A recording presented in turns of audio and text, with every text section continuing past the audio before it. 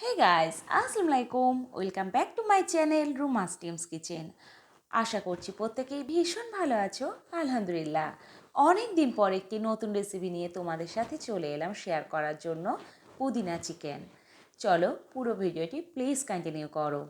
900 gram chicken আর সাথে কয়েকটা গিলে রেখেছি।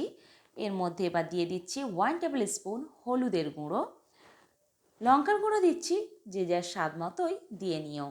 সামান্য একটু লবণ দিলাম। এই পর্যায়ে বেশি লবণ আমি দিইনি। এবার কাশ্মীরি লঙ্কার গুঁড়ো একটু দিলাম কালারটা ভালো আসার জন্য, তবে যদি কেউ চাও এটা স্কিপ করতেই পারো। ভালো মতো ম্যারিনেট করে নিলাম।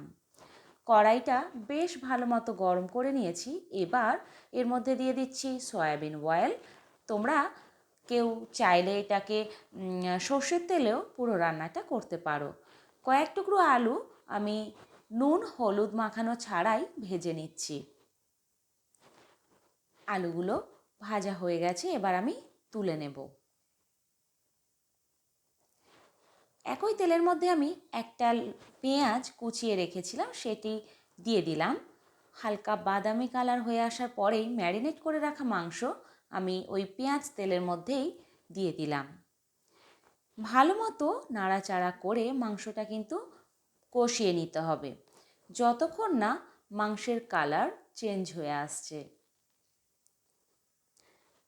আমি ঢাকা দেব না, খুন্তি দিয়ে নাড়তে নাড়তেই কিন্তু কষিয়ে নিয়েছি। দেখতেই পাচ্ছ মাংসের কালার একদম চেঞ্জ হয়ে গেছে, মাংসের তেল ছেড়ে গেছে। এই পর্যায়ে আমি একটা টমেটো একটা পেঁয়াজ একসাথে বেটে রেখেছিলাম। এই সাথে এই বাটার সাথে যদি কয়েকটা লঙ্কাও দিয়ে বেটে নিতে পারো তাতেও কিন্তু স্বাদটা অসম্ভব ভালো হয়, তবে আমি লঙ্কা বাটা ইউজ করিনি।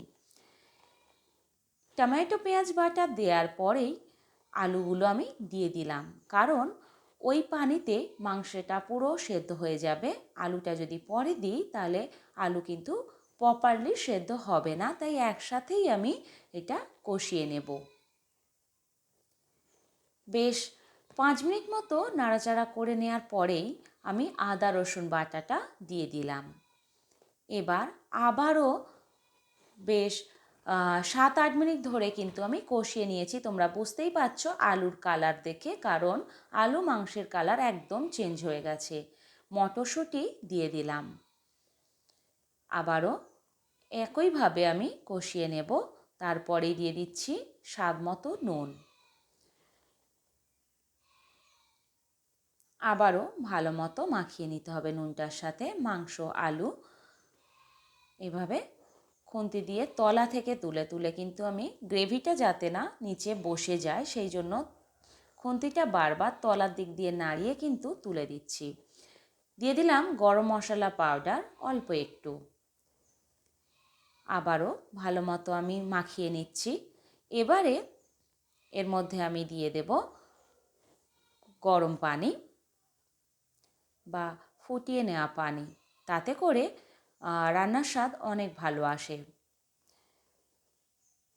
তোমরা যতটা ঝোল রাখতে চাও ততটা পরিমাণেই দেবে। আমার এই রান্নাটি যদি তোমাদের ভালো লেগে থাকে তাহলে অবশ্যই লাইক কমেন্ট অ্যান্ড শেয়ার করতে প্লিজ ভুলো না। আর আমার চ্যানেলে যদি কেউ নতুন হয়ে থাকো প্লিজ চ্যানেলটি সাবস্ক্রাইব করে দিও। এটা পুদিনা পাতা। এবার রান্নার মেন টুইস্ট, আমি পুদিনা পাতাটাকে কুচিয়ে নিয়ে রান্নার মধ্যে অর্থাৎ মাংসের মধ্যে দিয়ে দিচ্ছি। আর দিয়ে দিচ্ছি ধনিয়া পাতা। এই পুদিনা আর ধনিয়া পাতার জন্য তরকারি এই রান্নার স্বাদকে কিন্তু অনেক গুণ বাড়িয়ে দেয়, একদম আলাদা একটি ফ্লেভার এনে দেয়।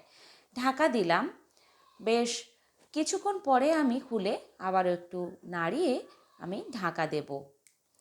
তারই মধ্যে কিন্তু রান্নাটা হয়ে গেলে আমি বন্ধ করে দিয়ে দেব।